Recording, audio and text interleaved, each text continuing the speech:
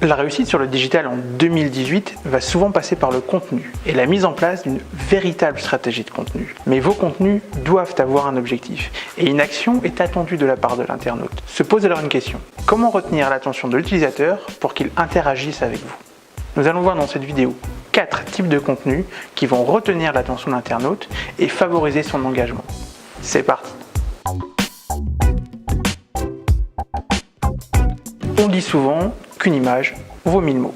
Une belle image qui parlera à vos cibles aura autant, si ce n'est plus, d'impact que le texte. Elle va pouvoir toucher l'internaute émotionnellement et faire qu'il se souviendra mieux de votre message que du tout texte. D'autant plus si vous communiquez sur les réseaux sociaux. En effet, c'est avec l'image qu'on s'arrête, qu'on like, qu'on partage, qu'on commente, pas avec le texte qui va avec. L'image n'a pas besoin de représenter une personne, un objet, un lieu, ça peut aussi être une donnée. Exemple, ici, nous avons une donnée, une statistique mise en avant en image. Aujourd'hui, de nombreux outils comme Canva vous permettent de créer vos images dans des formats adéquats pour les articles de blog, votre site, les différents réseaux sociaux, etc. Comment pouvoir donner de l'information, des données, des conseils de façon ludique et visuelle? L'infographie est le format qui correspondra le mieux à ce besoin. De plus, c'est aussi un format qui se partage beaucoup plus facilement sur les réseaux sociaux.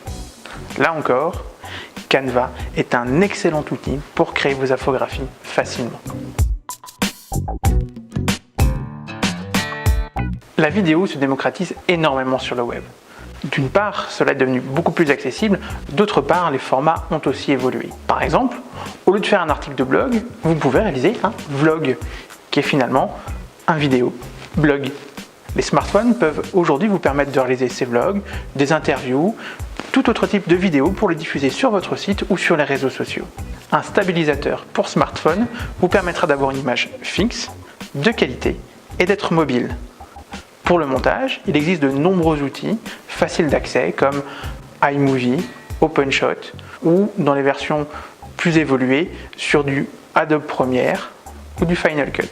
Mais par vidéo, il existe aussi le motion design. Le motion design est de l'animation graphique permettant de mettre en animation des éléments qui, dans l'ordinaire, sont plutôt statiques.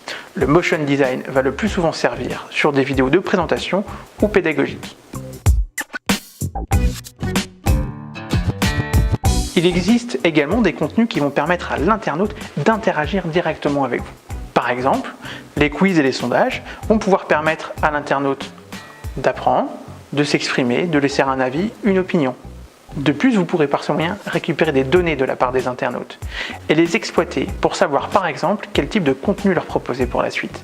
Nous trouvons également les webinars qui sont utiles. Le webinar est une présentation à distance, en live, le plus souvent avec un modèle du type PowerPoint, également en vidéo. Et tout l'intérêt du webinar, c'est que les spectateurs, internautes, vont pouvoir interagir directement, le plus souvent par une fenêtre de chat, permettant de rendre l'atelier beaucoup plus vivant, dynamique et interactif. Mais avant de créer des contenus digitaux impactants, il faut penser au fond avant de penser à la forme. Et oui, qu'est-ce que vous allez dire? À qui? Pourquoi est-ce que ça les intéresse? Comment peuvent-ils tirer profit de ce qu'ils regardent? Ces questions sont essentielles pour pouvoir définir votre stratégie de contenu. N'hésitez pas à consulter notre catalogue de formations, notamment les formations sur les réseaux sociaux, sur l'écriture web, sur filmer avec son smartphone et les outils comme Adobe Premiere et After Effects.